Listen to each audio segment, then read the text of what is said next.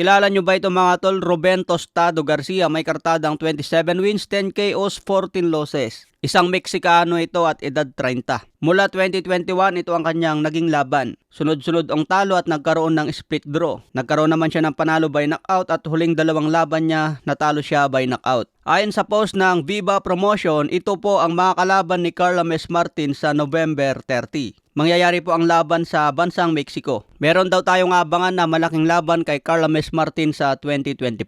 Pero ngayong November, abangan muna natin si Wonderboy laban kay Tostado. Hindi pa nagsisimula ang laban mga tol, Tostado na kagad. So kailangan lang may panalo ito ni Wonderboy mga tol, wag lang masilat. Kahit ganyan ang kartada ni Ruben Tostado, isang Meksikano ito at may kamao din. Wag lang magkumpiyansa dahil mataas na ang ranking ni Wonderboy, number 2 sa WBO. Kailangan niyang manalo dito para tuloy-tuloy ang pag-angat. Ang masama kung matalo siya dyan, masilat. Alam niyo naman sa boxing mga tol, pwede mangyari ang hindi inaasahan. Katulad sa nangyari noon kay Raymart Gaballo, inaasahan ng karamihan na mananalo siya pero biglang na-knockout. Kaya sana manalo dito si Wonderboy Martin para abangan natin ang kanyang big fight sa susunod na taon. Marami pang nagsasabi na si Nitimboa Pilipos dapat ang kalaban niya. Pero mabigat na kalaban si Nitimboa Pilipos. Mahirap isugal ang ranking ni Wonderboy ngayon. Nasa mataas na siya, kailangan tuloy-tuloy yon. Parang sugal kasi yan mga tol kung lalabanan niya si Nitimboa Pilipos, magiging 50-50 yan.